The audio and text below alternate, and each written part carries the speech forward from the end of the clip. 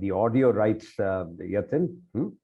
And well, between the two of them, they've been talking about how we can get lay people, regular guys, into what we call sustainable communities, green communities, water communities, whatever you want to call them. And today's discussion, I've requested Anne to see how, even if she has spoken or even if she has done work at a larger extended level on social frameworks that sort of cut into racialism and such stuff like that, and then of course poverty and the discrimination that happens. She's an alumnus of the University of Chicago, and a distinguished one at that. She even got an award from there. So Anne wants to try and see how she will explore today communities, water, green, sustainability. Is that right, Anne? Yes, yes. Okay. Thank you very much. Yeah. There he is. Kent Glade has joined in. Good morning, Anne, to you. Good morning, Kent, to you. And it's very early for him. You are on the Eastern Seaboard. He is elsewhere. And I think it's about 8 or maybe 7:45, 8 there. Over to you, Anne. The floor is yours now. Thank you. Thank you so much. Thank you to Dr. Hariharan and Jain. Yeah. Really is so much. I am so honored to be speaking to all of you. And the main reason I've come today is that I want to hear from you, especially from the students. So my main idea is that almost any problem within water sustainability needs to first be addressed through trust. That if we can learn to trust one another, we can bring solutions that benefit all the parties. And without trust, I think people are not ready to accept solutions. So let's start with the first slide, please. Okay. Yeah. Okay. Yatin, you will manage that? You will enable that. Right. There you are. So I was in India 4 times, 3 times filming, and it was quite remarkable because we ended up really getting a mutual understanding. Yes, there we go. Excellent. So these are some of my students and faculty members from Northwestern University. Today, we're going to talk about the process of how to build communities of trust. And my students were invited to be part of a water march in India in March of 2010. We can go to the next slide, please. So for the past 30 years, I have worked to create social justice projects for social change. And this book is coming out through Routledge, Taylor, and Francis out of the UK. I think the pre-order is May 16th. And what it contains are lessons and strategies that 40 colleagues and I learned through projects all over the world, in India, in China, in Mexico, in the US, of how to create social change by first building trust. This is a little different way for a documentary producer to work. Usually producers film and then they create their topic. I build partnerships first, and then I create the social change. So what's unusual about this book is that I interviewed 9 undergraduate, graduate and MBA, and even high school students to ask them their views about how to create social justice. And the case studies that go along with each chapter are disguised, so we don't, step over the boundaries of the proper behavior, but the students' names are disguised. But the one about water is called Water Hierarchy, because I saw and I've experienced the hierarchy of water, especially in India and in the US. So that chapter is a case study, and it refers to our documentary called Water Pressures. Okay, let's go on to the next slide. So I guess the first step of the process of creating communities of trust is to discover your own social justice passion. But sometimes that passion discovers you. And it's been my experience in my career. I think I'm a kind of hard-headed, so I have to be hit on the head very hard. And I was in Bangalore with my teacher, who's a Tibetan Buddhist monk from India. And we were in a cab on the way to the airport.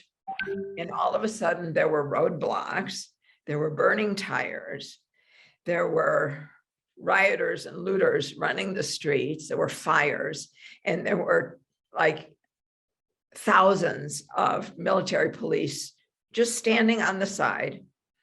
And I said to my geshe, what's going on here? And he said, this is a water riot. And I'm from Chicago. I live near Lake Michigan, which is, the Great Lakes have 26% of the world's fresh water.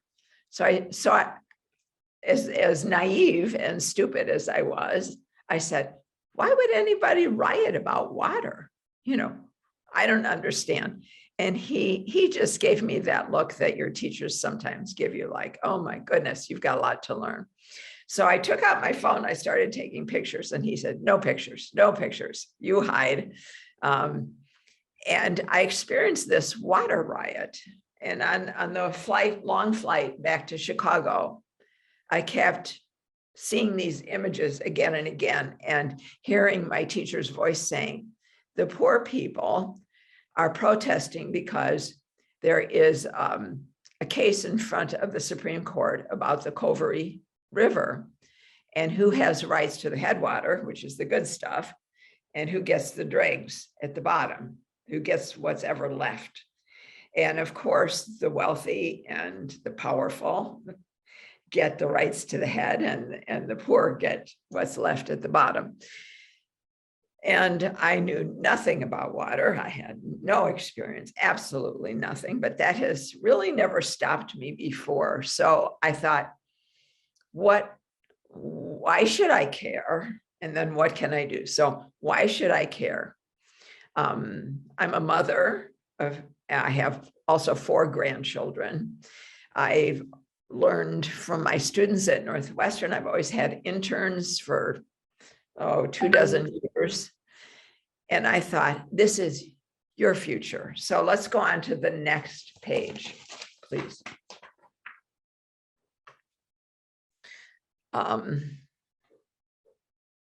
The one before, please. Thank you. So I started this project called Water Pressures, and it was really based on what can we do for the future of 12 to 40-year-olds. And I started to look at the statistics, and they were horrifying. So 1 in 9 lack safe water. 1 in 3 lack access to a toilet. By 2050, we're in 2022, not so far away, 57% of the world will experience water scarcity. Now, 2050 is not going to affect me, and it may not affect some of the older people on this call, but it is going to affect you students. And so I keep saying to my students, water is your future and you need to get involved. It is the single most critical issue in your future, in both work and at home. Today, people don't necessarily work near their homes. They may work in another country. And you will experience water scarcity and water compromised situations, either at home or in work. So you need to get involved in your future. And that's what today is about. So if we go to the next slide, what can you do once you have found your passion? So we can go to the next slide, please. Okay. So the second thing you do is you find like-minded people to share your interests. They don't have to be like you. They just have to kind of share your vision. Let's go back to that one before, the slide before, please. So what I did was, you can see on the left, I brought students and faculty from my college, Northwestern University in Illinois, to the deserts of Rajasthan, India, to meet with the Jal Bhagirathi Foundation, which is a very famous foundation run by the Maharaja and trustees. And I had already filmed at their location 3 times. I had worked with the Maharaja, I had worked with the engineers going out into the desert, and I had brought my film crew. But what the trustee and I decided was that the most critical thing was to make an exchange. So the United Nations Development Program actually supported for my students and faculty to come over to India, and for the leadership from India to come to the US, to the campus, and then I took them to meet with members of Congress. Okay. Let's advance this, please, to the next slide. So the third step, okay, you've got your concept, you've got your partners, is to create the kind of social change you want to see. So the trustee on the left is Prithvi Raj Singh, and he's got a very funny sense of humor. He laughs at me a lot because I make a lot of mistakes. And I came a little early for the partnership with the students. I came before the students just to make sure everything was set up. And Prithvi says to me at a meeting with all of his partners, we're going to change. We're not going to have the students in a classroom. We're going to make the desert the classroom. We're going to give them experiential learning. At which point I burst into tears because I had already promised the university that the students were going to be in classes, and I didn't really understand what was he saying. And my students don't speak Hindi. Oh my goodness, all my worries. And so he still laughs at me for making that error. Let's go back. So what he wanted was for the students, even though they didn't speak the language, there's Andrea and one of the women elders finding something in common to laugh about. He wanted them to connect as human beings. So he had the students shadow the elders, and we lived overnight in the desert for 36 hours.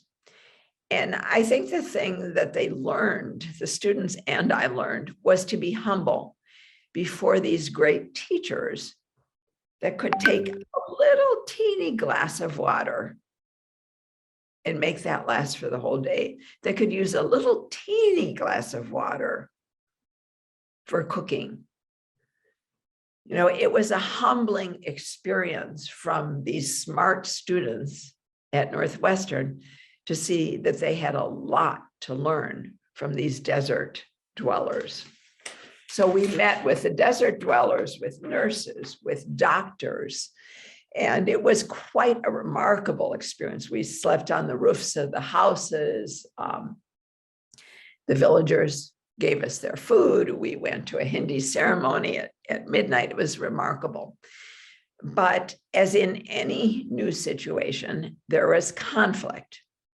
And I want you to see the next slide is shows the conflict that we experienced in India. If you can advance the slide, please. 2 of my students did not, they were engineers, and they did not like this experiential learning. And I will let the piece speak for itself. Go ahead, you can start. Yeah, may I go ahead with the video? Yes, please. Go ahead. The Northwestern students study in the desert communities. Chris Plant explains the big questions he believes Northwestern students should ask. But it's an excellent question. Why am I here? And the answer is, I'm here to learn. It's something that you'll probably need to understand and probably need to absorb. Everything that has been told us so far is experience, learn, understand. Very liberal arts sort of stuff. I didn't come here to just experience things. I came here to do things. Not once has it been mentioned that we're going to do something. Mert and Yuri decided to leave for 2 days. They want to create an engineering design partnership with the Barefoot College, yet the students have different goals for what they want. I think everybody's interpreting the trip differently.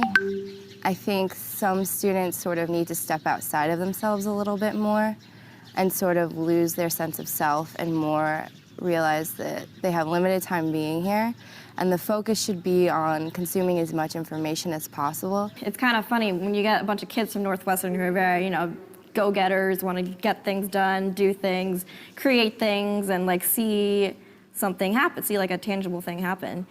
I feel like if you're coming to India on a trip for maybe 10 days, I think it's not really possible for that to happen. It's incredible. Tensions flare as students weigh in with their own opinions of Mert and Yuri's decision.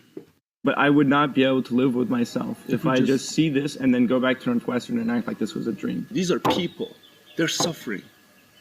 How can we not do anything about this?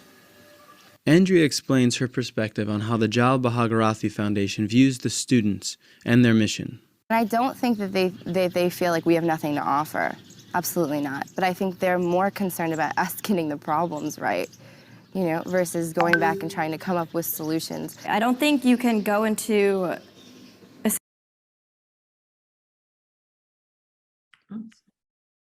Something went wrong? Yatin? That's okay. Sorry. I will finish that story for you and we can go to the reconfigure slide. That's fine.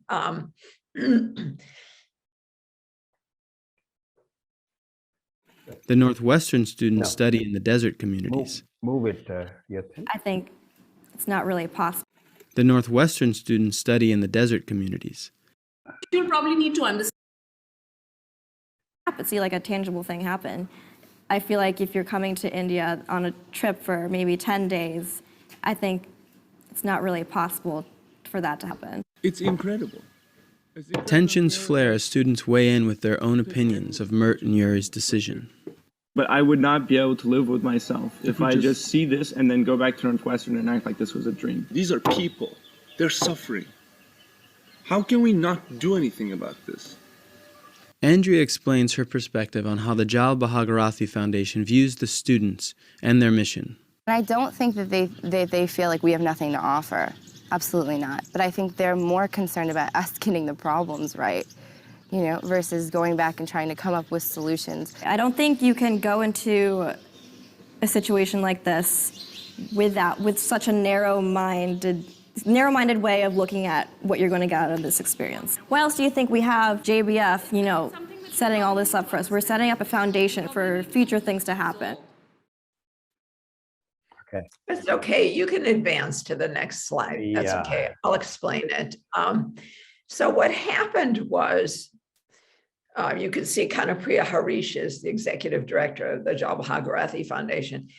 This caused a lot of problems because our hosts were insulted by the behavior of the students. And the other students who were told that they were not allowed to leave the campus were also upset. The campus of Jal Bhagirathi Foundation is right at the border with Pakistan, and there were military skirmishes back and forth at that time. So for the students' safety, they were not supposed to leave. My students had signed an agreement that they would stay with us, and I called back to the university and said, what should I do? And they said, put them on a plane, send them home, and they'll have a black mark. I talked to some of the other teachers. I talked to my guru, and we decided the students could go off, but that we would take this as a learning experience. I was not going to ruin their future over this decision. But what we learned was that in order to really build communities of trust, things have to break. I will say that again. In order to really build communities of trust, trust has to break. It's the rebuilding that makes it strong. So I worked closely with Kanapriya Harish.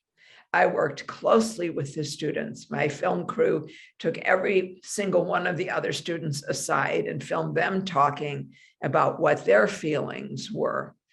And those students wanted to go in the desert. And the students who stayed, this was the experience of a lifetime, really, truly, to live in the desert with the villagers, with the engineers there, with the nurses.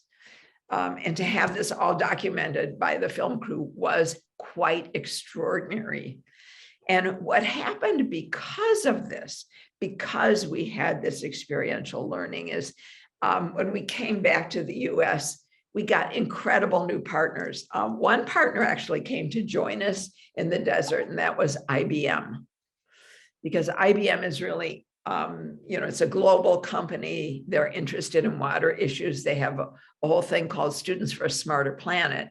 And they support actually the student engineers at Northwestern for some of their projects. We also got Bono's 1.org involved and brought the documentary and the project to 200 campuses across the country. I spoke at Columbia University Water Center, the UNC Water Center, the United Nations and PBS Learning Media used our documentary and discussion guide all over the world for teaching. PepsiCo became a partner. We expanded student involvement. We had all kinds of events at Northwestern. And as I said, we brought the leadership of the Jal Bhagirathi Foundation to Chicago. So even though trust was broken, it was rebuilt in a stronger way. Let's go to the next slide, please.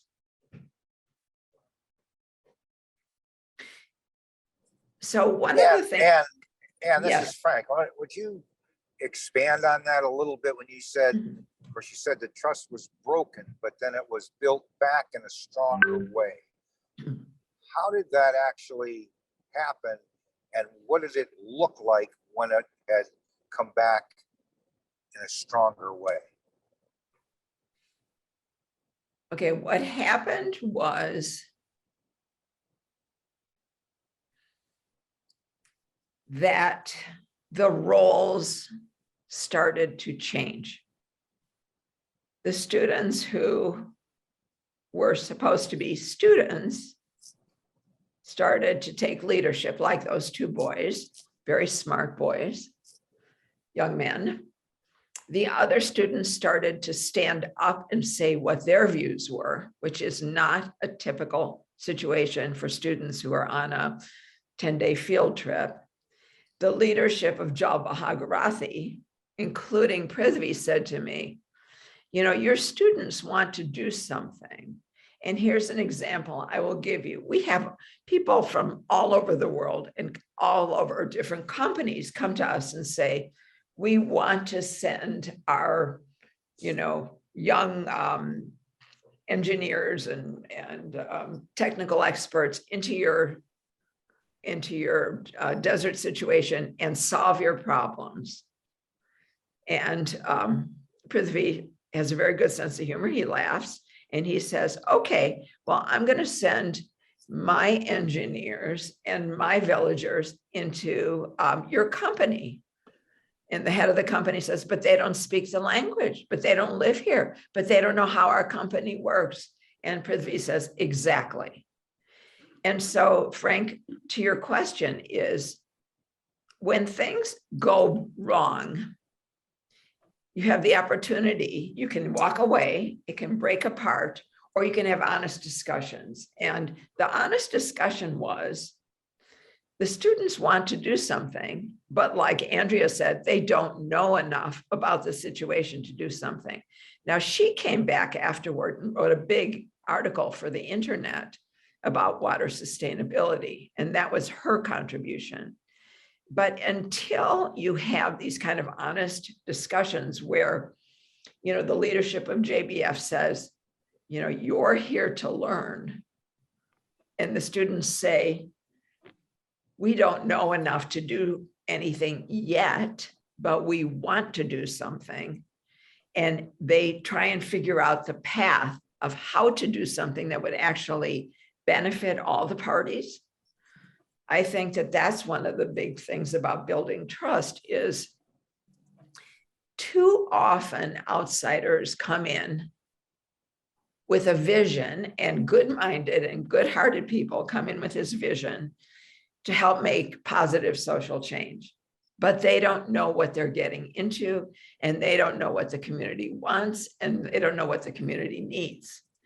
When Jal Bhagirathi goes into a village and they decide with the villagers that they need to make a well, the villagers put up, I think, 40% of the funds. They do the sweat equity, they dig the holes, they monitor the site for cleanliness. You know, it's a true partnership. And I think that that's changed. Is that a decent answer, or at least a decent start to answer your question, Frank?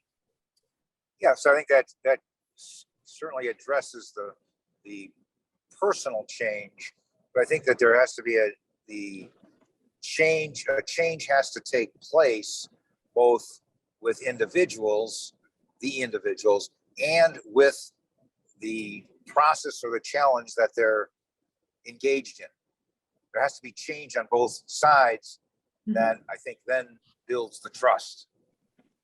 I think you're right. And I think that that's something, you know, Dr. Hariharan asked us to speak as some kind of a panel. I think this is the issue. I think we need to explore it. We need to bring in all kinds of participants. There are steps, but the first thing is to humbly admit how much we trust each other and what we can do to improve that kind of trust.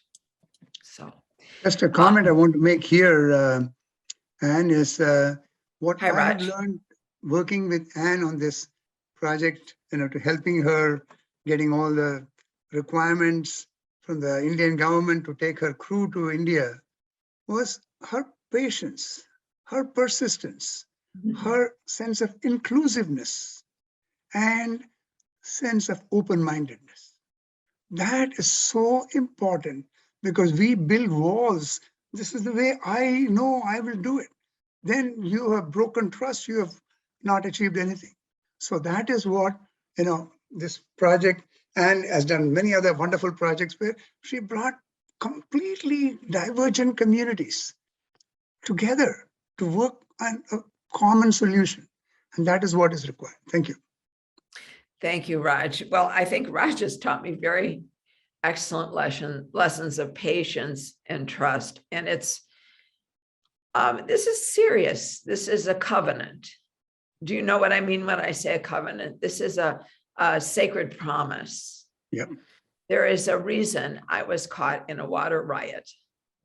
There is a reason that a little 70, that an old woman from Chicago was caught in a water riot in India. This was not of my doing.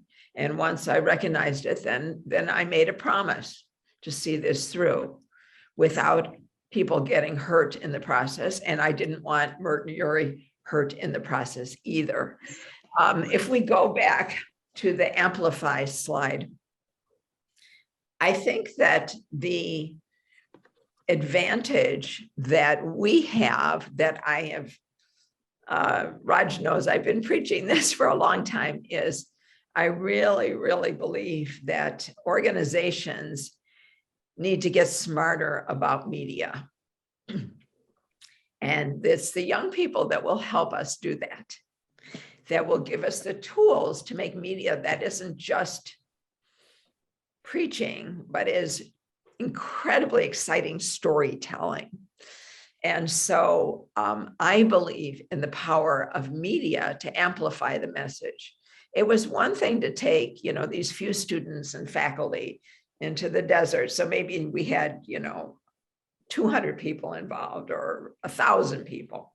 But when you make a documentary, and this was in the United States, it was in India, it was in Australia and Canada, in Europe, PepsiCo broadcasts the water pressures documentary in all of their offices all over the world. when it can reach millions instead of hundreds or thousands, then you have something worthwhile. Because we can work hard, all of us, to build trust.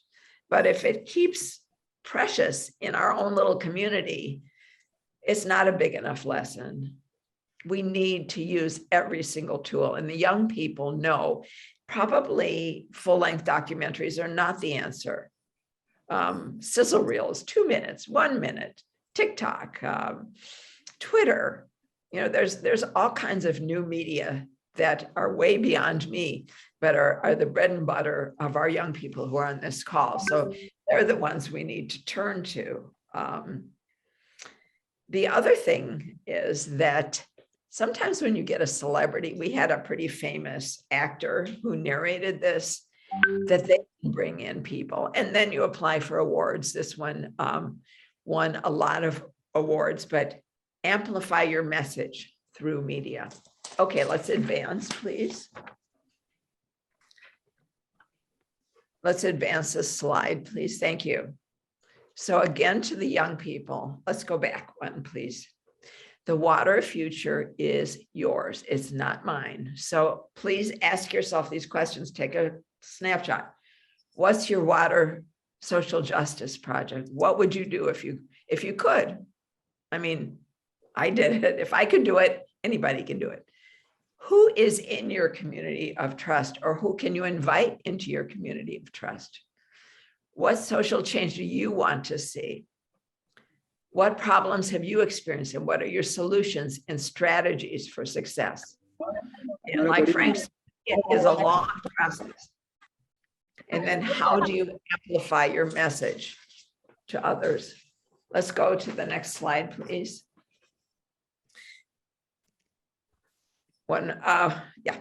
So what my students did was they started campaigns. Some of the students did a campaign nationally to invite students to only buy used blue jeans. Blue jeans they're one of the biggest water wasters, the production of blue jeans. I think the Intel chips are the biggest wasters or users of water, but blue jeans are pretty high up there. And so my students made a national campaign, instead of buying new blue jeans, to only buy used blue jeans. You see a picture here. Do you see Mert on the side? He helped design a water-saving dishwasher for the dorms on the campus, which saves a huge amount of water. So these are very practical campaigns. I had another student do a cleanup campaign for her lake in Southern Illinois. She'd take her dog down there to play, and the dog got sick every single time because the water was polluted. So she decided to do a campaign. So, you know, you find your passion, you find the project, and then you need to post blogs, videos, podcasts. And I would really love it if you would share those with me. You can contact me at this address. At Twitter, you can post and tweet me, and I'll retweet. But this is I think the best way to share message and actions. Without action, this is just a lot of talk. And talk isn't going to get us anywhere except feeling good about ourselves. We need to feel very uncomfortable. I am very uncomfortable about what we're facing in terms of the water future. And I ask you all to take action and inspire others. Let's go to the last slide, please. So I want to thank everyone again. Thanks to Dr. Hariharan and to Payal Jain and to the Trust for inviting me. Thank you all for taking your time to come here. And I'm looking forward to your questions, and I'll see if I can answer. I sort of can answer questions, as you can see from my reply to Frank. This is a process. It isn't a quick fix. Thank you very much. Thank you. I'll just make one comment, Hari, if you let me. Sure. The discussion of the water usage in different aspects of our life, and we just introduced her to a professor at IIT Chicago here. And working with him and others, she developed this beautiful booklet, waterpressures.org booklet, which shows how we use water in every aspect of our lives. That is really opens eyes. And what she had students at Northwestern do for a whole semester is create an app to monitor their water usage for a whole semester. And Northwestern campus, if you visit, it is right on Lake Michigan, where you can walk in and drink that pure, clean water. And those students developed this app to monitor their usage. And there was a competition. Who will, use the least amount of water that whole semester? And there was recognition of that. So these are the kinds of things young people can do. If you challenge them with the tools they have, they can accomplish amazing things. But sometimes they're impatient. They don't see the full picture. As adults, you guide them and you bring them along. They can do amazing things. So I always say, with the wisdom that I have gained with my gray hair and the energy of the youth, if we bring it all together, we can accomplish the impossible. Thank you. Thank you, Raj. Actually, you should turn on your video, talking of hair, and you have a rich crop of hair. Yeah. I can't see that. Yeah, and well, So Harry, if we look at this and what Ann said, and I've had the privilege of traveling across the globe on mission trips, and element in that was the disease from poor quality water that everyone suffered, and certainly with that, of course, the lack of quality water. So being able, as Ann said, to humble ourselves, to go into a community and leave, in my case, leave America behind, and because referring to what I've done has no value to the people I'm with if I'm going to humble myself and really become part of their community in an immersion to gain their trust. And I think that's very important, and part of what Ann said. In addition, in Global Waterworks, we have a total cross-section of people across the globe of all ethnicities and social, economic levels, but we are all passionate about solving water issues. And as we come together with that focus, valuing everyone's opinion and voice, we build a great deal of trust across our communication and across our collaborations, which really, in a virtual way across the globe, takes what Ann was saying, and they did, and they went into the desert, and the students became the community, with the community. Right. If I may ask, that's certainly bring people together at Global Waterworks, that we we value everyone, and we become one in one community with a target, with our eye on the eye on the prize of quality water for all.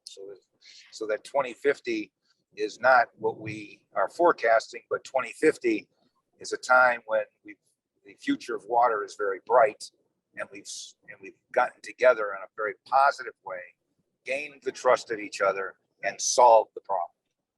Right. I have some questions that I'd like to answer, if I may, live. Please do. Please do. Yeah. Maybe I'll ask Bikas Choudhury and Yes. Because I'm sure you're glad that you invited as many people, as many of your students to be here. Yeah. This has been personally to me and to the rest of us inspiring. Yeah, thank you. Maybe Thank you should ask your question directly of Dr. Ann Feldman. Yeah, actually, means I have no specific questions, but first of all, I give my sincere gratitude to all members and all participants for joining. And our Department of Mechanical Engineering, Institute of Engineering Management, we have 8 professional chapters, and students can learn, explore the community culture and correlate all the problems or innovations with their learning. Today, they got opportunity to learn one of the important topic that ma'am has described, the process of building communities of trust. And so they can also realize whatever energy efficiency or whatever water conservations or latest upcoming technology they are dealing with, they can develop something that actually impacting the society, or you can say the humankind. And so that the social frame is, as equally important to learn for all the students. So this is a, not for technical student also, this is very important. And ma'am has said that 57% of population affect, by water scarcity by 2050. So one day, many of our students become the entrepreneur or will start their own startup. So the social consciousness is extremely important for them. And if they compromise with it, proper utilization of waters, for that, it will be cost for the upcoming generations.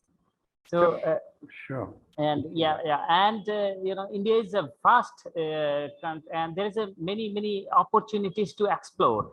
So even from different part of the world, coming and explaining their missions and what the situation they're experiencing. Actually, I am from Tripura, and it's on the lap of Himalaya, where there is a high rainfall is there, and mostly in the rainy seasons. But in summer it's a problem, and there is nothing properly developed for storing the water or utilizing that in the summer. So maybe our students can come with some better solutions for that. So thank you so much, ma'am, for airing these important topics to our students and realizing them. Sure. Thank you. I think that the education is critical.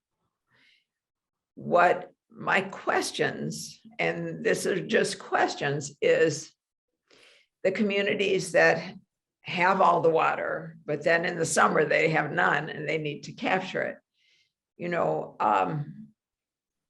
How do we create partnerships with the community members so that they will accept and work together to build those rainwater catchments on the roofs, or rain barrels, or keep the ponds clean in the summer from the animals so that the people can drink it?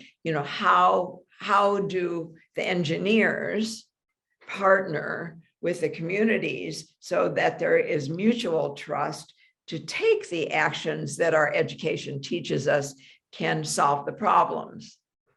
And that, I think, is the critical thing. That's the piece where I come in. I don't know water, but I listen to people. I listen to the Global Water Works, and I heard one man say, we brought in water-saving devices and we put it into people's homes and they ripped them off the walls. Well, yes, because do I think that that might be somebody listening to me? I don't know what it is, I didn't give you permission to put this on my wall. How do I know this is going to help me? Maybe it'll hurt me. When I was with the villagers in Rajasthan, they locked the toilet because they didn't trust the toilet. there's a solution. That's a solution to you know, defecating outside is to have a toilet. It's not a solution if people distrust it. So that's one of the little elements that I would encourage the conversations and the actions of your students is when they go out into those communities, how do they build partnerships that last longer so that when they leave, the community members are so invested that they keep it. I've seen lots of equipment sitting fallow, you know, that takes the salt out of the water because the companies, big companies come in, they put it in, they leave, it breaks, and the local community has no idea what is this. So that's the piece that I would encourage, you know. And that's what I'd love to see in videos or blogs is, you know, how did that trust get built? What were the problems that happened? And what were the solutions that were found? Now that's something valuable. Other student questions? You know, yes, ma'am. Yeah, May I? Yes, go on, kid. So, ma'am, before I start with my question, I think you and all the delegates present would be very happy to know that as I mentioned before, I'm participating in Solar Decathlon India from our college. Our team is Team Nivas 2.0. So in the water segment, we actually have implemented some of the things that Dr. and also the other delegates mentioned. For the rainwater storage, as our Professor Bikas sir mentioned, that we have tried to come up with one solution where we have tried to integrate rainwater storage with groundwater in the form of recharge pits that we are trying to research and innovate on. And also we have another solution for not just water, but also for energy performance. We are using technologies such as IoT and machine learning to monitor the water consumption and the water flow that is going on, as well as the energy consumption, so we can benchmark the performance and really make our consumers aware. So basically Solar Decathlon, I'm sure you're aware of this, but it is a competition where you design a green building. So our target demographic was the IT professionals in the city of Pune. So we believe that through a technology first approach in the heart of the IT sector, we believe that at least on this level, we would be able to connect with them for both water and energy sustainability. Sure. So let me yeah, go on, Anne, please. No, please. Yes, please. Okay, I must tell you a story to all of you. There was a sort of a project that we'd taken up in Nagaland sometime in 2006 and 7. And one of the ideas that came up in the project was that we will have piped water into each of the homes in that cluster of that village called Konoma. It was a 1,000-year-old village, and there was an overhead tank. All that was already there, provided by the village development board. And then we sat and spoke to all the women and the children there. They kept quiet. They didn't say anything when the men was around, when the men were around. After which, one of the ladies, a slightly elder one, she came up to me. She couldn't speak the language I spoke, let's say. And then she had this other person who could speak English. She called me back into the meeting. And then with all the women, only the women, there must have been at least 60 or 70 of them, this interpreter listens to them, and then he tells me they do not want a pipeline into their homes. They prefer to come out to this public tap because this is 1 hour or spell of time that they get, right? And the other thing, interesting thing that I heard was, well, we were also promoting how we could reduce the quantum of fuel wood that they would bring from trees that they knew how to artfully cut without sustainably, without the tree being lost and so on. The idea for us was to see how we can bring down from, say, 3 days of bringing wood, and they lug 25 kilos. You know how the volume can be with wood, the shorter twigs and branches of that kind. When we said this to them, they said, we do not want you to take away that 3rd day of the trek that we do of 4 hours, 2 hours and back again, because it gives us time outside of our home and without our men. Wow. That is Okay. So I think learned something that collected day. those. It just blew my mind that day. And I learned something. And I saw this again in Barmer district. You talked about West Rajasthan, and in Barmer district, must have been 93 that I was working there. In the fort, we are trying to work on the carrying capacity of the fort.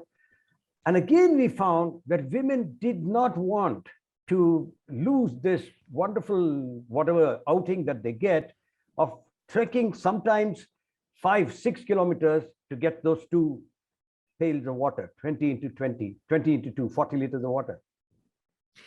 So I guess I love these stories, and my questions to throw back at the students are, how can you have conversations with the women and younger women to see if we do if you bring in these time-saving elements for fuel and for water, that they can have that time carved out for socializing? How can that be sustained? Or could that be a medical time when they can meet with nurses? You know, how can they keep the socialization, which is ancient, right? Women around the wells or around the water source. How can they keep that without the backbreaking, skeletal changing work of carrying the water? Right. Many of you students out here who are on this group, can you respond to what Dr. Ann Feldman said, or any of the others your teachers have spoken? Anyone, the youngsters, please. That will help us.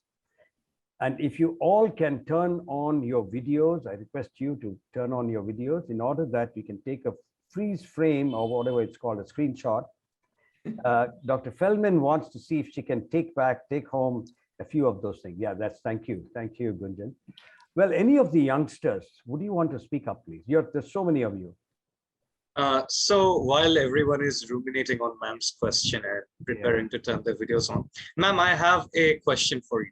I did some background research and I found out that you are not only active with water, you are also quite active with women and women's issues. You have done radio work, you have done video work, and you are also, I believe, a visiting scholar of gender studies at Northwestern.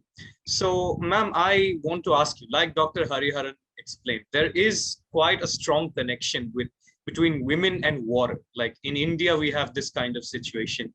And even in more urbanized societies, we have this kind of, I'm pretty sure we can all agree that women are much more dependent on water because of hygiene needs and social needs. So ma'am, could you please, and since you're a very well-traveled, a very storied individual, could you please shed some light on how the situation has evolved? What is the situation like in other countries? So I'll talk about India. Water is a woman's issue in India, especially in the desert, because it's the woman's job to haul the water and to boil the water and to clean, to make the meals, to use the water. I met a 98-year-old woman who spent her life hauling water. Her children haul water. None of them have education because lack of access to clean water sources means poverty, and poverty means lack of education. So there are very complicated issues. One of them is whether girls can stay in school once they start their menstrual cycles. Jal Bhagirathi Foundation worked with the community to build wells so that the girls could stay in school. So that is a female issue. Girls are now getting higher education, but they're hidden issues. When I stayed overnight, I stayed with a young woman who was maybe 23. She had several children. She was cooking over a cow dung fire inside, and we took a little breather, went to the roof. And I could see this young woman was hobbling. Her feet in the sandals were all knotty. Her hips, you could see, hurt. So she sat down and I said to her with No language. I said, give me your feet, take off your shoe. I will rub your feet. No, no, no. I said, I will rub your feet. She let me rub her feet. I went back to the Jal Bhagirathi Foundation. I told this story. They took it to the Global Water Summit, and they said to the doctors, we are not allowed to touch women's feet. But this woman touched, one of the women's feet, and she saw the pain in the skeleton. I mean, we were also trying to carry the water. And so the doctors have started addressing skeletal issues in water carrying. Right. So yes, it's the brunt of water is on women. And just as it is a youth issue, it's also a woman's issue. So I Right. deeply thank you for bringing that up. That is something very dear to my heart. Kent, Any other please. questions? Yeah, Kent. Thank you for You your know, insight. Yeah, Thank you. Kent, the hour we spent with you was so different from the one we are spending with Anne. Both are very, very engrossing in their own different ways. Kent, you want to add something at this point in time? Yes, thank you, Hari, and thanks, Doctor. Enjoyed your speech. I live in Louisville, Kentucky, by the way, so not too far away from you there. Yeah, what I created is a character called Swampy. It's a fun global water character, and my thinking is that we're trying to leverage the message of clean water, wetland ecosystem protection, and Earth Day awareness on that same level as climate. What I just saw something this morning listening to about Southern California. Okay, they're going to put meters now on the devices so people can only have so much water. So I appreciate you talking about the water right. So my main thing is taking it from the kids. Swampy is an acronym. It stands for soils, waters, animals, many kinds, plants, and youth. We teach them the basics. And then later on, we teach them about STEM, I call it stream, as they get older. So my main thing is trying to make it fun for the kids first. We played songs. One of the greatest examples that I really made me feel good was we talked to some lady in India, and I was playing my Swampy song, and the kids started running because they wanted to hear and sing the Swampy song. Right. So this is something that's fun because I think within each of us, we all have a little boy or a little girl, and trying to start with the kids, and the kids' curiosity will simply amaze you, and then let them move forward. But yeah, I'd like to connect with you. You're doing some great things. I want to join you in that same global initiative, Dr. Ann. Sure. And I'm working with GWW to do that. So thanks for letting me chat. We'll do that. Thanks, Kent. Any of you youngsters out here, all of us have been speaking. Anyone under 35 alone can speak. Radhika is here. Radhika is our green ambassador. Please, Radhika, can you hear us? Yeah, go on, please, Radhika. Anyone over 25 can't speak for the next 10 minutes. All right. Anyone, please. Prabhav, are you there, Prabhav? Yes, sir. Please go ahead, speak. Yes, sir. Just a question, what all are the challenges that are faced? Like, if we say, like ma'am also told, for while we do something new or something good for the society. So, what are the challenges faced, and what are the there are some negative people who always demotivate and say false comments. So, how to deal with all those comments and stay motivated? Okay. There you are, and he says, I could not hear it. Okay, I'm sorry. Okay. His question is, there are people we meet who only deter us. How do I overcome these challenges? How do we get past these guys and get on with what we have to do? Well, we have no problems like that in the US, especially with government. So and my philosophy is to try and first ask what the problem is. If we can't get any further, then I move on. life is short and there are thousands, tens of thousands of people to partner with. So when I say like-minded, those are people with open minds. If you find people who have closed minds, then just move on, find somebody else. Exactly. You got that, Prabha. Yes, sir, You yes. know the rest of them. Anyone else who wants to speak? We'd like all the youngsters to speak, please. Go over here. And if you want to put something up on the chat box, I will immediately give you the audio access. That's what I can do from here. If you want to speak up. Now, among the lot here, anyone else who wants to speak who is under 30 or under 25? You are the Doctor, may I? No, not you. You I are have clearly another over question. 30, not you, Kausa. Under 30, and I wish you were under 30. I am under 30 Oh, though. wonderful, wonderful. Then you I'm just a student. I'm a second year student. Tuesday, got it. Okay, yep. Yes, so ma'am, my question to you. Ma'am, you clearly prioritized building communities of trust. And one way you said, or perhaps one of the best ways of doing it was first breaking the illusion of trust and then rebuilding real trust. But sometimes when we are trying to build a team, not a community, to achieve a goal in a short period of time, or when there are some maybe competitions at stake from a student's perspective, there's a competition and I need to build a team of trust, and where, you know, having the time to break that illusion and then really rebuild that trust isn't always a very conducive option, be that due to time constraints or be that due to other constraints. So ma'am, what would you suggest is the best way to deal with a situation like this, where this kind of approach is not very viable?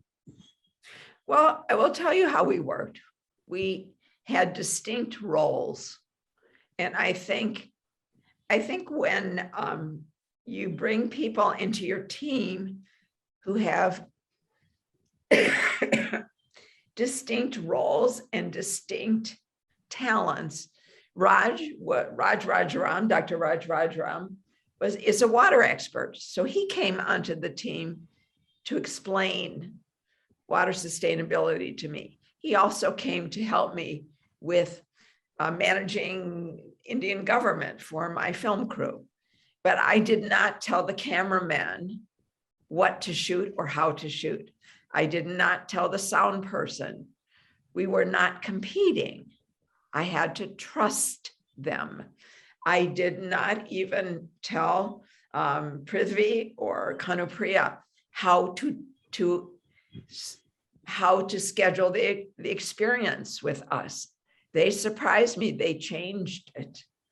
But I accepted. I did not tell the two boys that they could not leave. Because if you trust other people, that they have their own vision of their lives, then you build a much stronger team. Those two young men came back into the team. They apologized later. They built some really good systems on the campus. They're doing wonderful work. You know, they had their moment in India. But water, gee, I would love to see a water competition that wasn't a competition. That was a partnership. And maybe that's something that the students can send me some videos and blogs about, is how did you build partnerships and teams that weren't cutthroat and competitive? So thank you. Anyone else? Wonderful. Thank you. Now, sir, for someone like you who talked about the Decathlon, and I was also part of it, thanks to some of the others here. In the last 3-4 years, I've been working with these people. But as Dr. Ann says, if only you decided that it is not a competition to be won by somebody, and that you all decided to share. Professor Kunjan, you are here, and I know the battle or the wonderful, passionate contribution you make to each of your student minds, right? And if only, Kausa, you and all of your mates now chose to work the way she said now, you have, to paraphrase Dr. Feldman, you have your own visions of your lives. And you know what, Anne, I'm telling myself just now that I'm not going to ask any of the other youngsters present here to speak. They are having their moment, even as you speak, and the others are sharing their thoughts. And if they do want to speak, they will. And if they are comfortable being where they are, they should be. Mary, you wrote something very fascinating out here now, and I know you're listening in carefully. You said that you're agreeing on all counts, and you're saying change requires engaged people. Mary, do you want to add to this wonderful discourse from Anne? Yeah, well, I am really enjoying it. And I hate the fact that, it is through the breaking of trust that we build the best trust, but we see it again and again when people stick with each other. But we also observe with the World of Water Action Forum a continuity of relationship and consistent commitment that builds trust over time. And I'm just wondering, are there strategies like transferring Hari's goodwill to someone else, that can accelerate that trust building, by bringing together like-minded communities, that already have engaged trust, and then have the leaders maybe come together to create that alliance? Right. Well, Yeah. here I go. It's a really good question. And I think the acceleration happens in handing off the baton to younger generation. I think that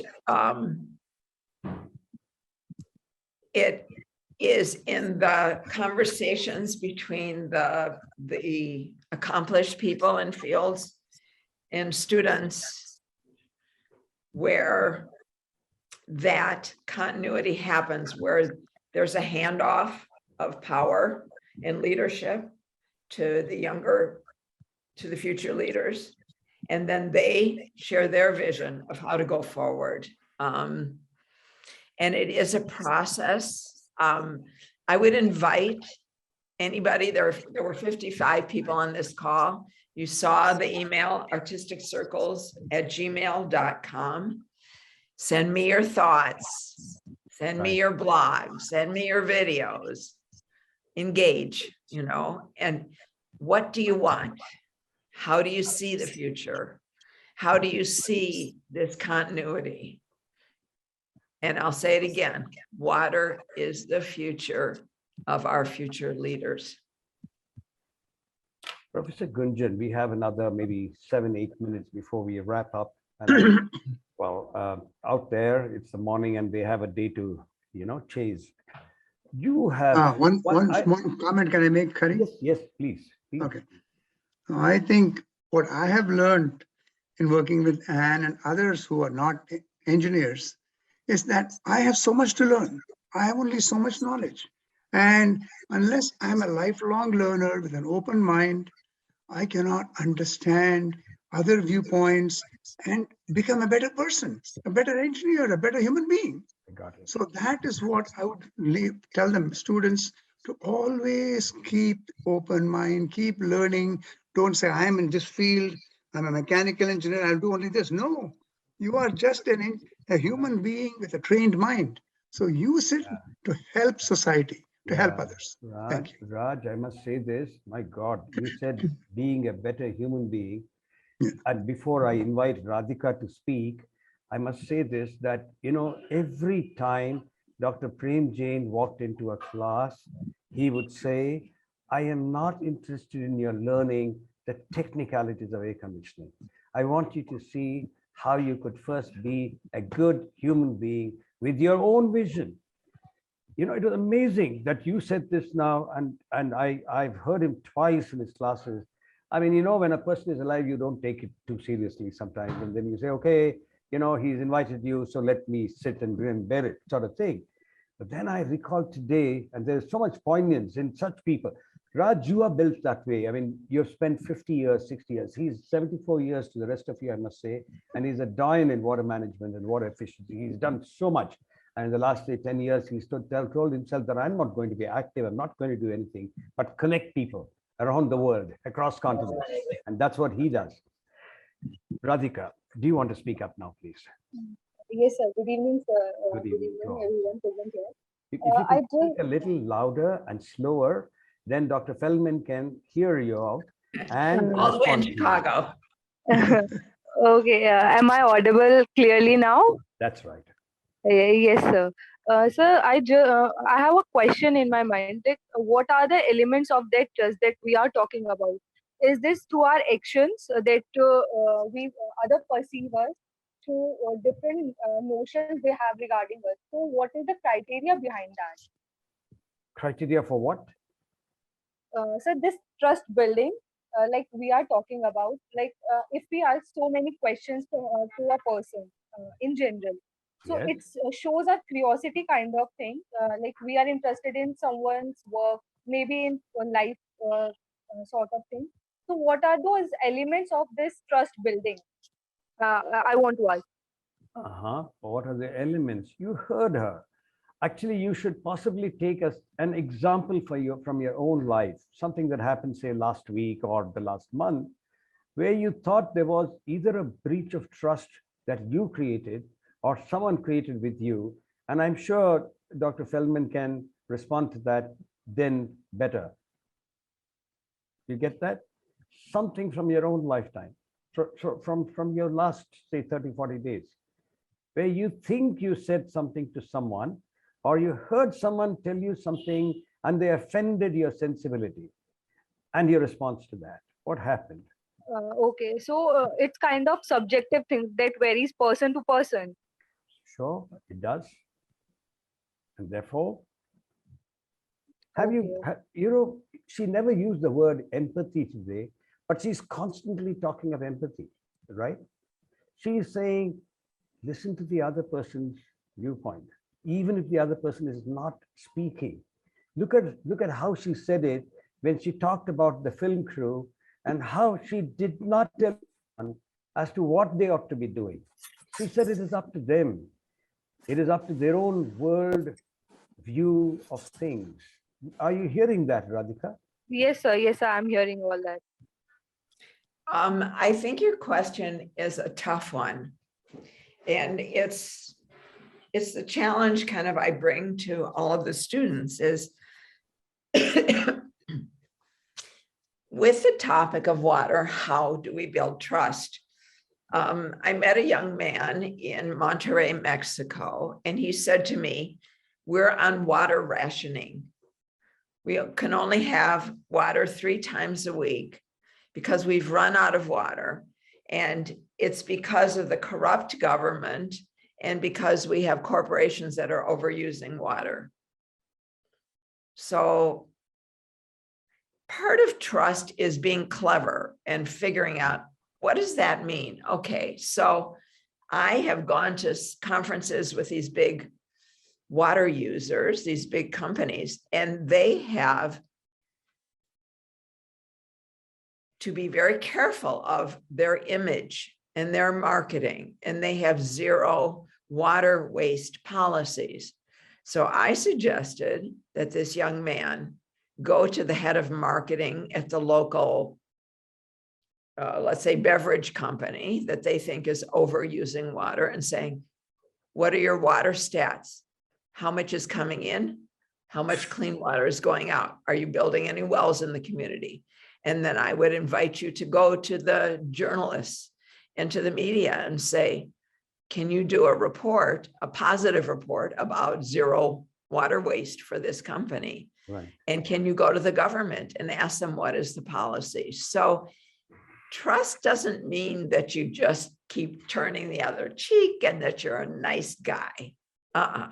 Trust means getting to the heart of things.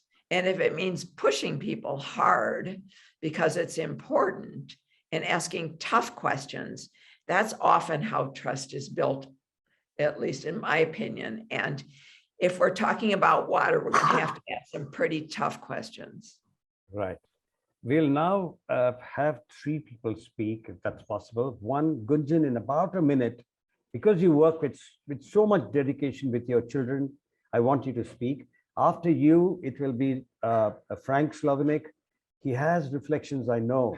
I want to see if we can listen to him for a minute or 2. Then it'll be Raj again to see if he can wrap this up. And in between, if we have a couple of others, we can allow that. Gunjan, please. Okay, very quick and very specific. My sincere gratitude to Feldman for having a wonderful session. I'm here bringing some prospect to all of us, and also few, I can say, the problems that we have to solve as a community, because we have to start building the community. So we are here as a community to save the water, conserve the water, and give the solution of the for society.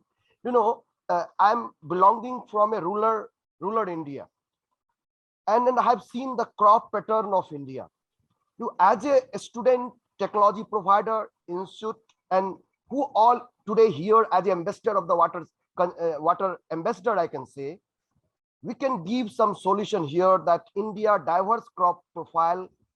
If you give a forecasting for a water, it has nothing with the water. Just see, if you are giving a forecasting that now due to the climate change, the water pattern is changing, or some crop having a more water requirement rather than that place not supposed to that crop, just a small solution is going to do a magic for a water saving.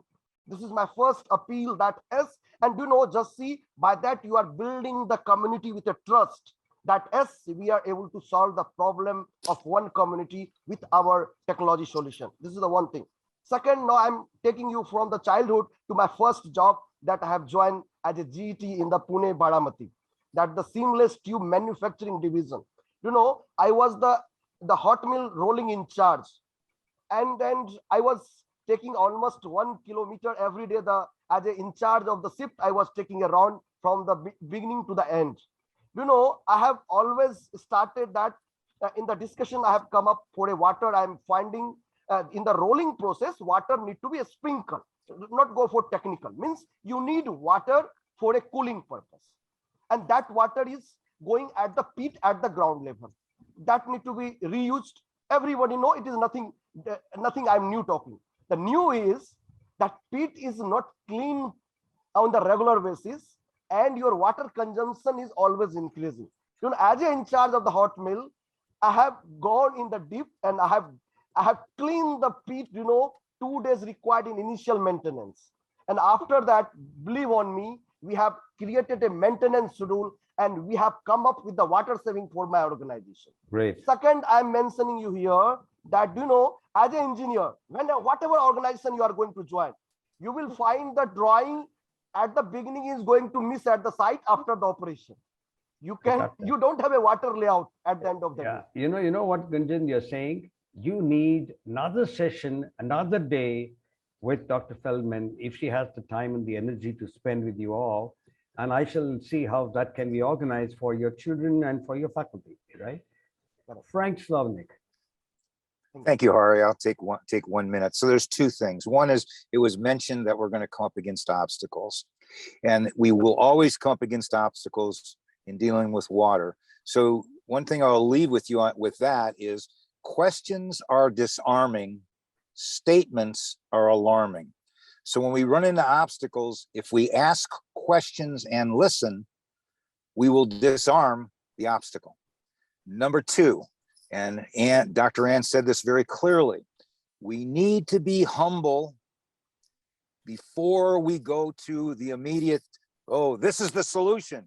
We need to be humble and walk that mile in their shoes to gain understanding of what is actually going on. Like someone mentioned with the women carrying of the water is part of the big part of that is social.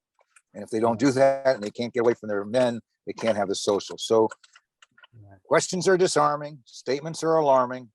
Be humble and always walk a mile in their shoes before you dash in and solve a problem that you may end up creating a greater one.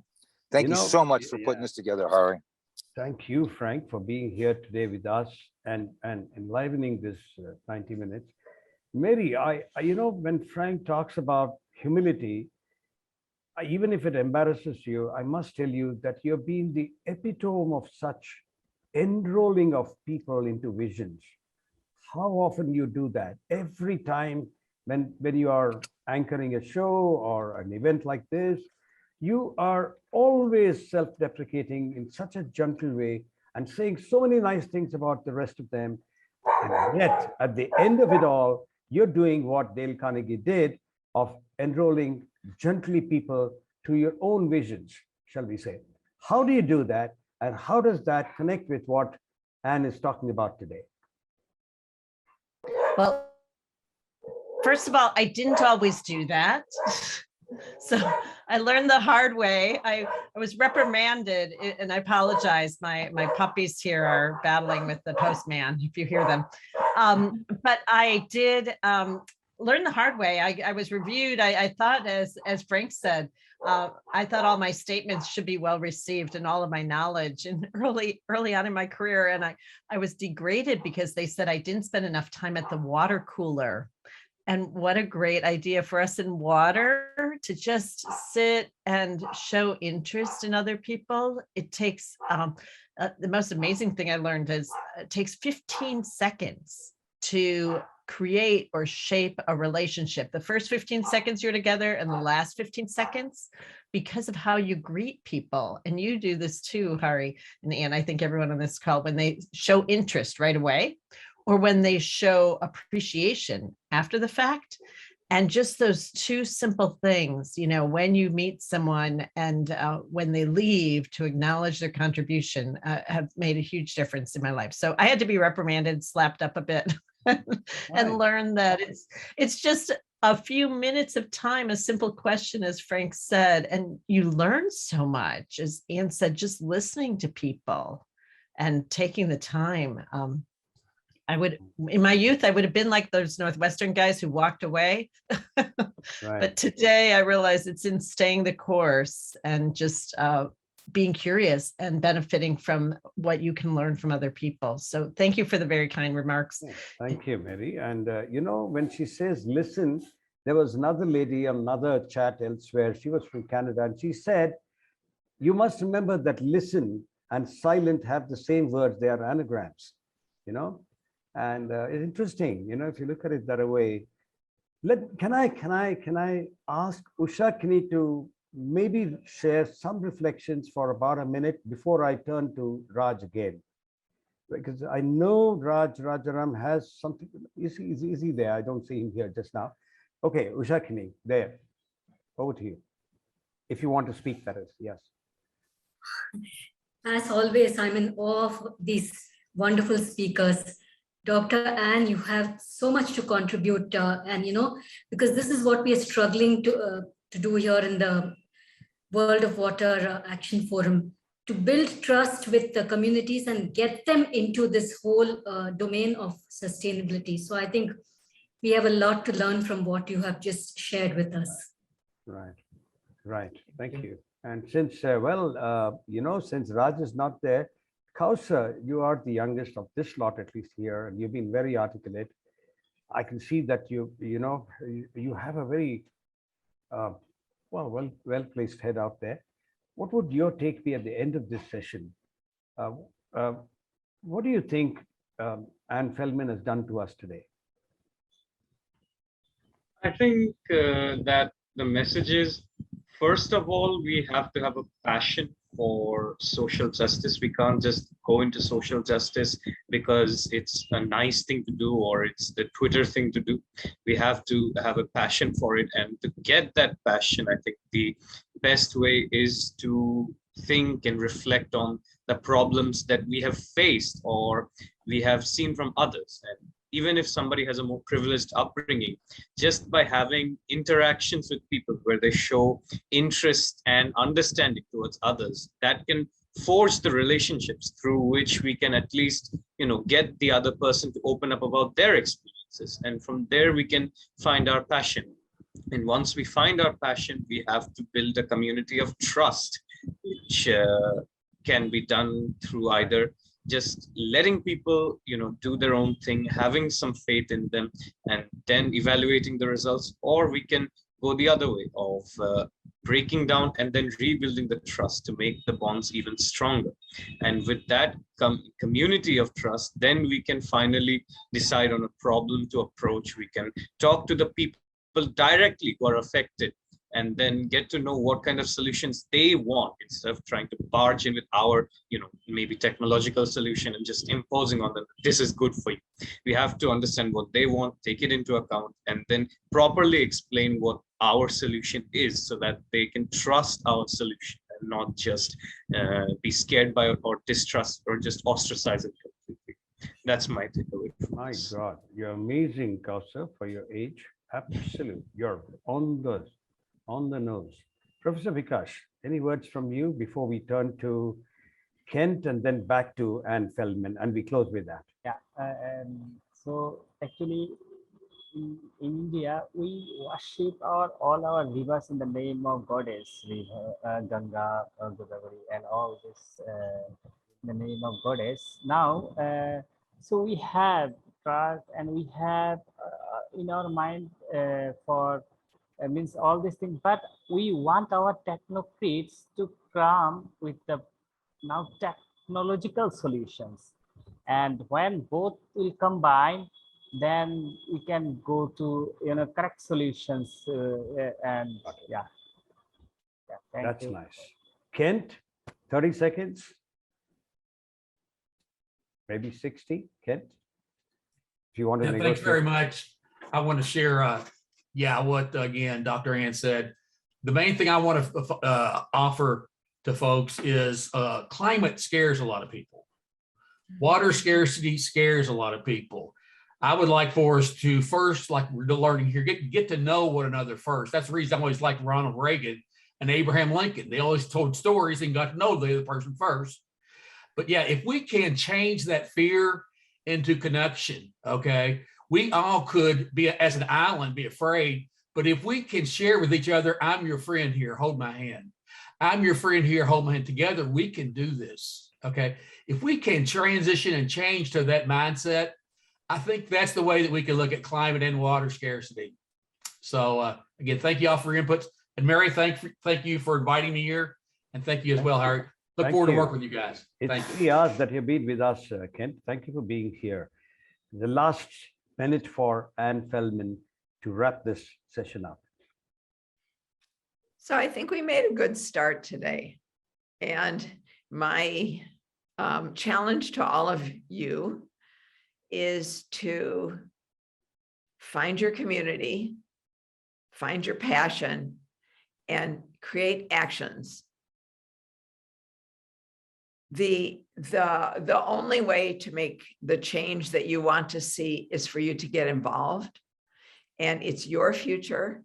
So who else can do it but you? I think trust is the key. And with all the expertise that we have, my goodness, in this call, I think all the water solutions exist.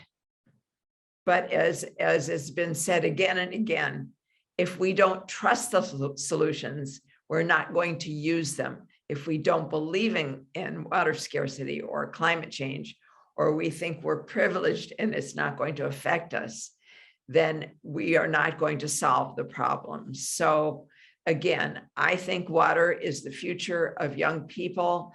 I encourage you to act for the kind of change that you want to see, and send me posts, let me see what you're doing.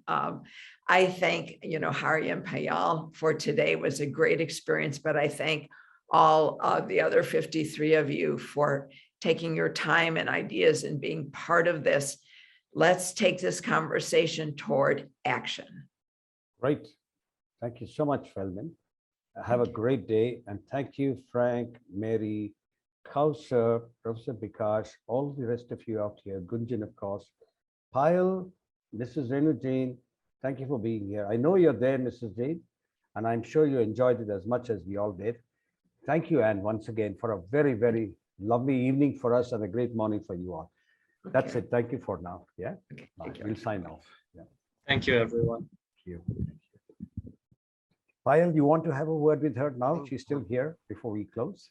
Payal, you want to unmute? I know you're not well. I just wanted to say thank you. This was an amazing session. I mean, I thought I was going to hear about water, and I ended up taking away so many more things, Thank you, Anne. Thank you, Frank. Thank you, Doctor, for making this happen. I have a lot of takeaways, my notes of what I think the trust can do. One was the blog that Anne mentioned. Two was a documentary. So I think action, definitely, that's a big takeaway. We are doing a lot of conversations, but I think we need to really think more about the action now. But thank you, everybody, for being here. Thank you. And you know, Thank you. Feel better. Yeah, because I mean, the session is ended. We are just chatting now. Because I must tell you this, that what she did with that semester at Chicago, that our Raj told us about. Yeah, there he is. Gunjan is nodding away. You've got to try this out in one semester. In a way that, I mean, you know what she has said. You are not going to foist it upon the children. You're going to nudge them into behaving. Nudge them into creating, I won't say behaving. You see this, I have to learn a lot from after what Anne has told us today. The way we use our words, the way we craft our communications, I think will make a lot of difference to these youngsters in the way that they will take to it. Look at Kausar. I'm amazed that, Kausar, my apologies, I thought you were a faculty, the way you first spoke. It's not an issue, sir. You see that it's a combination of such communication and capability and capacity that makes us to, shall we say, become responsible or be responsible. I think that's what Anne's message is. Maybe you should try this. If there is one takeaway, one gift that we can offer Dr. Anne Feldman, it can be that one semester of yours, starting this academic year, can be with something like that. Gunjan, you want to speak on that and make a commitment for Dr. Feldman to hear? Sure. In fact, I'm promising her that earlier I have an energy conservation challenge. Now I'm going to launch the water conservation challenge. Nice. And with this, I will come up with you that what we have done. And also I want to invite you in future, of course, to address the faculty that I will gather, where I will invite, in fact, Hariharan sir and you too, to address, because a teacher with the help of a student can create a magic. And what Payal ma'am has, in fact, she has launched one water conservation measures toolkit development for across the university. I think with this, we can develop and I think create a big buzz with this session that we have learned today. Thank you. Lovely. Very nice to hear these things. You look at this, a lot of people are still there, and there's still 40 plus people out, 38 people now. They're not leaving. It's 90 minutes and plus. All right. It's amazing. So well, let's take this energy and, as Payal said, let's act. Let's not just feel good. Write down what you wanted, what you want to achieve, and call 3 friends and say, would you join me? Where can we get a little money to do this? Yeah. What actions can we take? Can we film it? Can we make a blog? Can we do something? That's my challenge. Within the next 30 days, okay, today is what, 29 April. By 29 May, send me your thoughts. Send them to Dr. Hari. Let's see what your ideas are and what actions you would take. Lovely. What do you think? And if I may add to that, let's do another session 45 days from now and hear what people have actually done and what has happened in the 45 days. Wonderful. Wonderful, Payal. That's a nice idea. So, Anne, can we ask you to find some time again after 45 days, please? I think we can. I would like, if it's possible, to get just the recording of the questions. You will get that. I'm going to try and put together a video. We're trying to put together a design lab. And I would just say that my feeling is that if we do this again, that the first half hour is only the students. And then the experts come. Because, well, we all know why, because. Sure. And that's how much I trust students. So I would say if we can restructure so that the first half hour is not including anyone but the students. Got that. Then I think we have something to talk about. You said it. So Kausar, you must talk to the rest of your friends out there. I don't know what you can I do. will. You got, yeah, I mean, it's about finding your own community, your passion, your action, as she says. And so maybe you should do that. And she's right. Today we would have been real. And I must tell you this, Payal sent me at least 5 messages saying, please get the youngsters to speak. And I did my best to, persuade them to speak, but I found this, that, many of them want to speak, but they wouldn't speak in public. If this was an offline lecture and you were there on the stage, after you have completed your lecture, people would come up to you personally and say, man, this is what you said, but they wouldn't say it in public. I personally, I don't understand that, but that's how people are. Gunjan knows this. Anybody who has taught, youngsters or been with them understands this. And I've taken it in my stride. I've realized over the last maybe 2 years now, that if I go into a classroom and I expect people to sort of interact with me and speak up and to sometimes differ with you, I know I'm expecting too much. And today I learned something from you. Why ask them at all? They're enjoying that moment of their own. If they want to speak, they will. Wonderful. It's absolutely wonderful. So we could do a survey. We could send a survey to the 55 people and say, we're considering a follow-up session to share your ideas and actions. We're thinking to structure the first 30 minutes just with the students.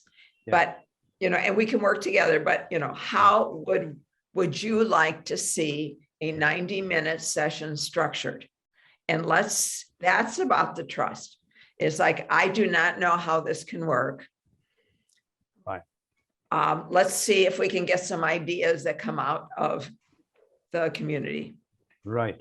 There are people here on the attendees list, Eric and Jain and a few others. There is Jayanta Karmakar.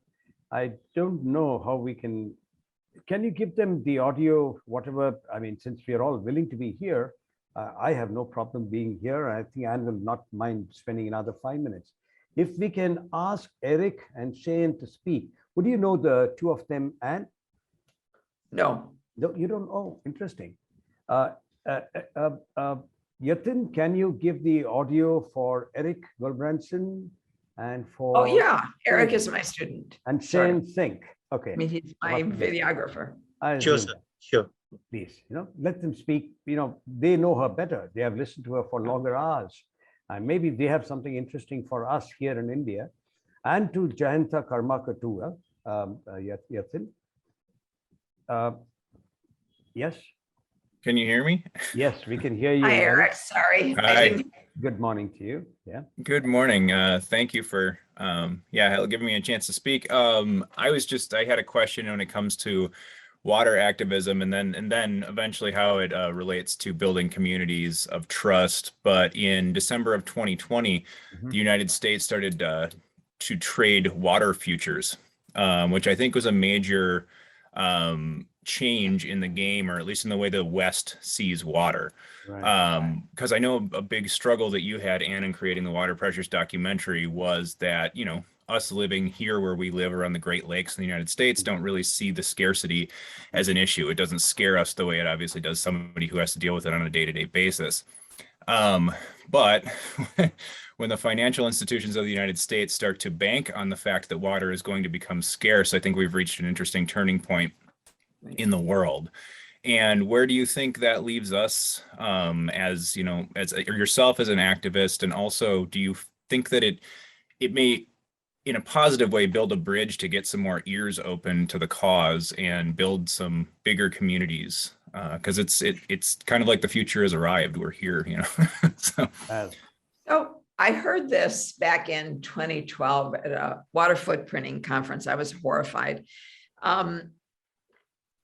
I believe all stakeholders have to come to the same table. So at some point, I think you invite the people who are selling the water futures to come and speak to students and to water SWEs and other groups. And talk about their actions. You bring in the media that do the environmental writing for the big papers and ask them to cover that so that there's some accountability. But it's a great question, Eric.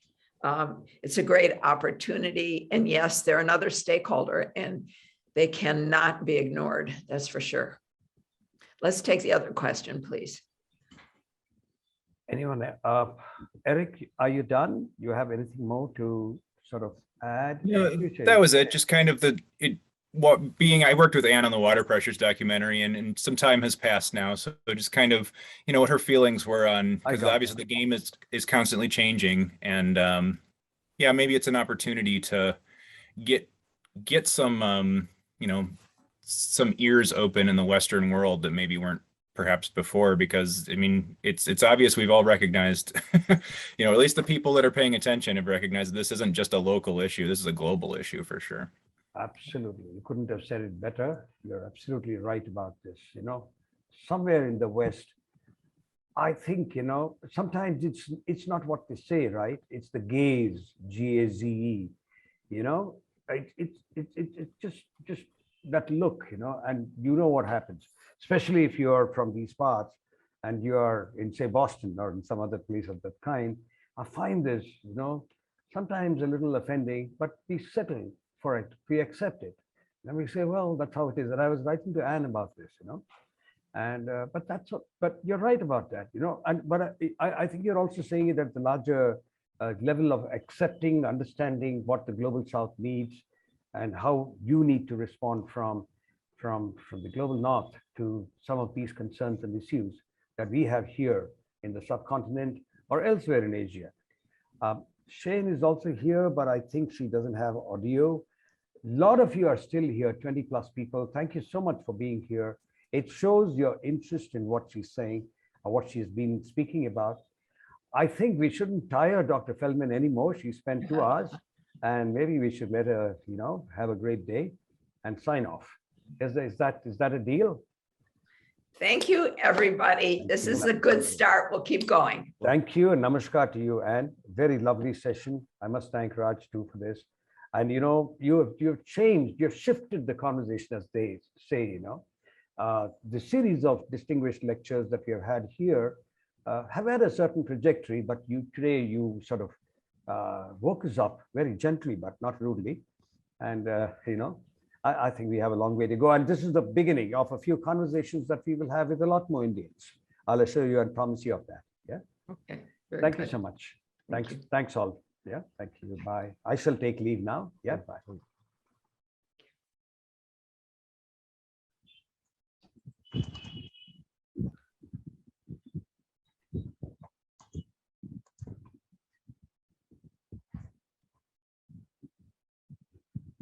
Hi, Kesar. Yeah. Hi, Kesar. Hello. Kesar, this is Yatendra.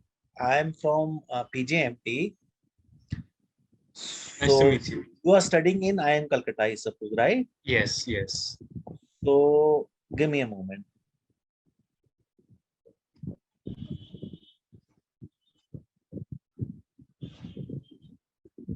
So you are into this H-Ray wing also? Yes, we had our student branch chartered in November, and it was formally installed last week. I have been elected the secretary, and I'm also a founding member. From H-Ray Calcutta, Mr. K.K. Mitra is there, I suppose. Yes, he was present. He was one of the Mr. delegates. Manoj Chakrabarti and Mr. K.K. Mitra. Yes, 5 delegates were present from outside. Manoj sir, K.K. Mitra sir, Deepak Barma sir, and we also had Pallav Kar sir, and I believe, yes, Shubhashish Dasgupta sir.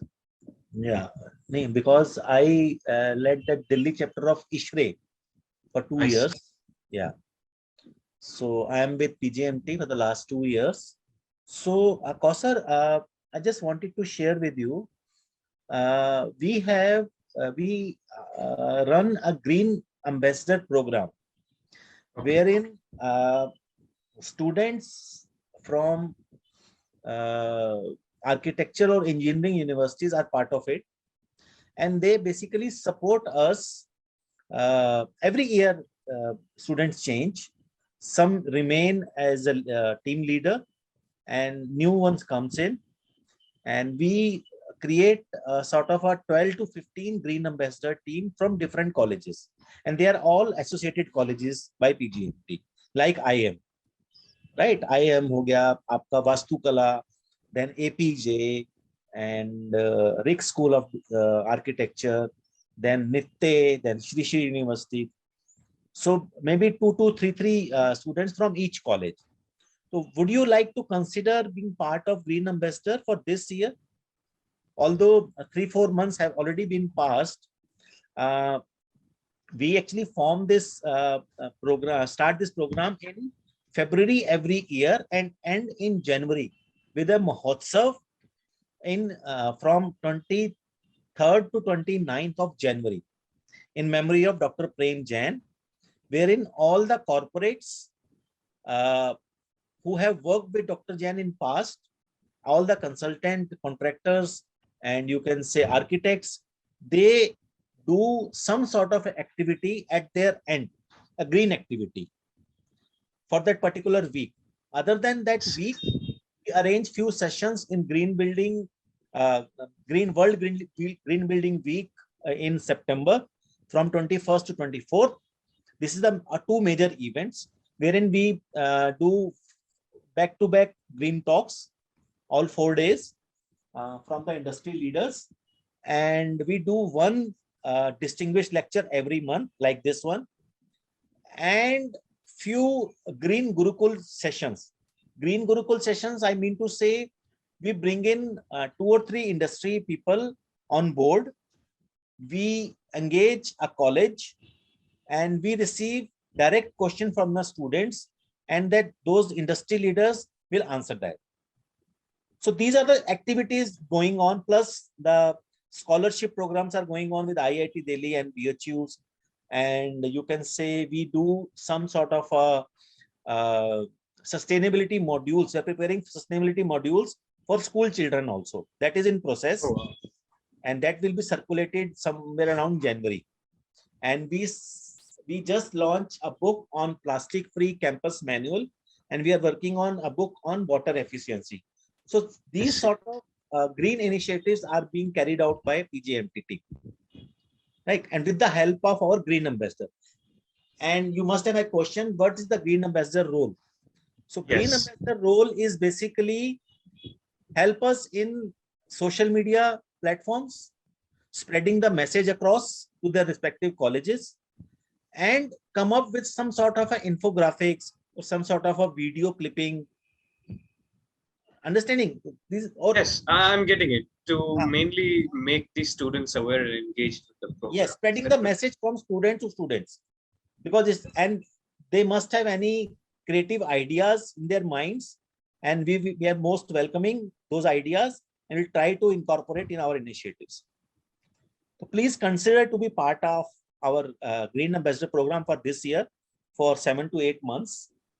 If you are, I think this sounds like a great program. I would love to be part of it. I'll introduce you to the Green Ambassador team, and that is being led by Vishesh Arora, who is a junior architect. He was engaged with us for the last 3 years, and he is like our PJMT family. He just joined 6 months back in design to occupancy as junior architect, right, in Jaipur. Still continuing with us, and see basically guide those new GAs how to work with us. Okay. Right? So if it's okay with you, I'll sometime next week introduce to the team.